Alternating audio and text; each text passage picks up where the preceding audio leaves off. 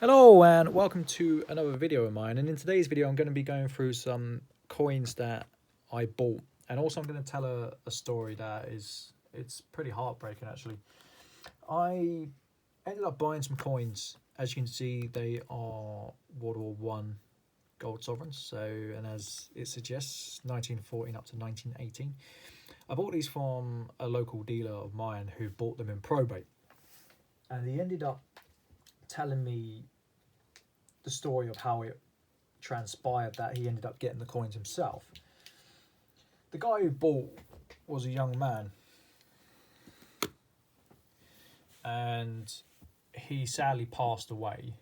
He was dealing with the uncle, and it was the nephew that passed away. And what this gentleman did was he ended up buying about £100,000 worth of coins, and he bought them through some of the places in London. I won't name names. And he took an 80 grand hit. So what happened was he died, and the coins went into probate, and the money's going to pay off some of the credit card debts that he had accumulated. Absolutely gutting story. You know, it's not nice. I end up picking up this set, and I've got my eye on another one of the sets that he picked up. A lot of the coins he bought were simply just tap. You know, they're worth their weight in gold, but not much more. Like, sadly, some of them will be going to the scrapper, and it's just a really, really sad story. But I think it's important for me to share it because as a buyer, you need to be prudent in how you buy. You need to buy properly for it to be a good investment, for it to maintain your wealth. You know, this gentleman sadly was never gonna make money whatsoever. It wasn't going to hold its value. So I will get to the coins. These are absolutely stunning, and I didn't even know what I had until I got home and I was talking to a customer. So let's go through them. 1914. So there's no mint mark, so it's from London. I'll get my mintage list up. Let's find it. It's already up. So in terms of rarity, this isn't rare whatsoever. You know, there's 20.3 million circa of these made.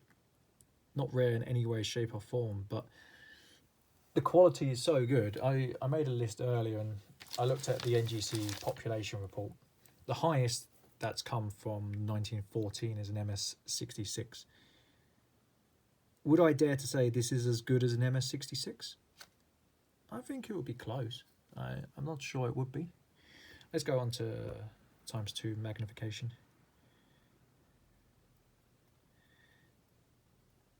Absolutely wonderful coins these are.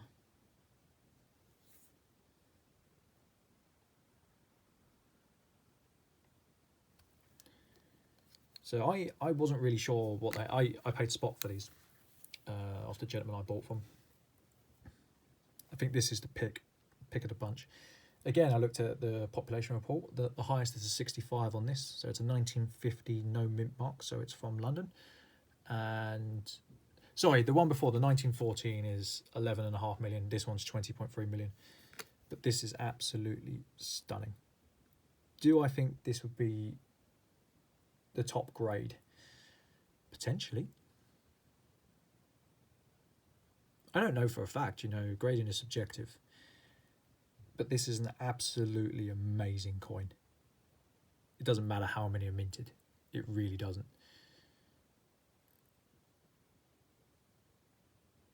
Look at the luster.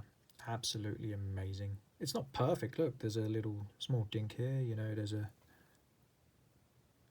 there are slight pits, you know. It's over 100 years old. Amazing. Let's look at the third coin. So this is an S, a 1916 S. Again, the highest grading for the NGC population is a 65. Do I think it's a 65? I think it's there or thereabouts. Maybe not. Like, I'm not the best of graders. Like, I'm still learning as I go, as everyone is. You know,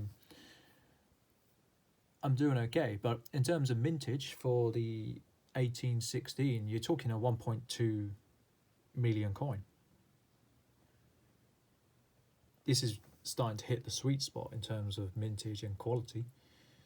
You know, anything that is around the million mark, I tend to eye up, because they've been through 2 world wars. The chances are they probably melted half of them. Great coin. It gets better, you know, there's more. There is more. This is a 1917S, if you can see it.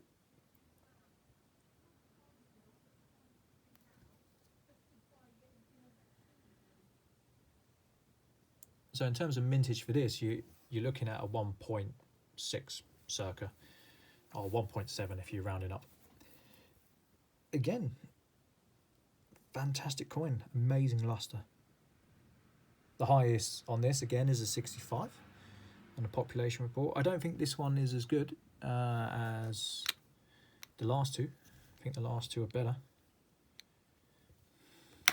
Ooh. But nonetheless, they are fantastic specimens of coins. And the last one, which is an Indian, 1918I. You can just see it there. Can you see it? Great luster. I think this one is the worst of the bunch.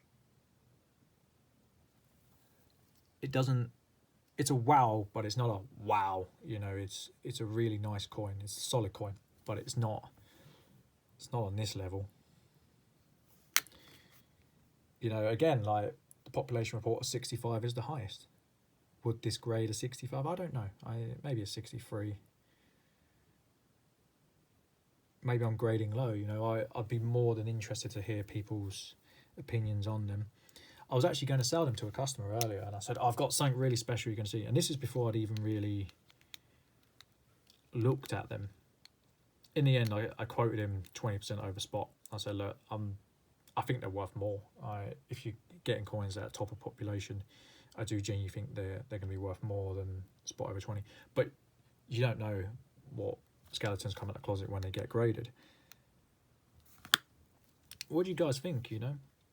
And I'll tell you what, to go back to the story I said earlier, I know how much, I saw the receipt, how much this poor gentleman who passed away paid for it. He paid £4,000. Heartbreaking. It's absolutely heartbreaking. They're good, but they're not £4,000 good, you know. If they're £2,000, then that's great, you know, but even then that might be at a push. Real heartbreaking for the gentleman. That's certainly not what he would have wanted. He's just bought badly. If he'd gone to a proper coin dealer or a specialist rather than one of these companies in London, I think he would have done all right. So yeah, tell me what you think of the coins, and tell me what you think of the story as well. Do you know people who buy like that? You know, is it something that you've done yourself in the past? I personally think you should be as prudent when buying as possible. But yeah, I'd like to hear your comments. Take care, guys. Bye.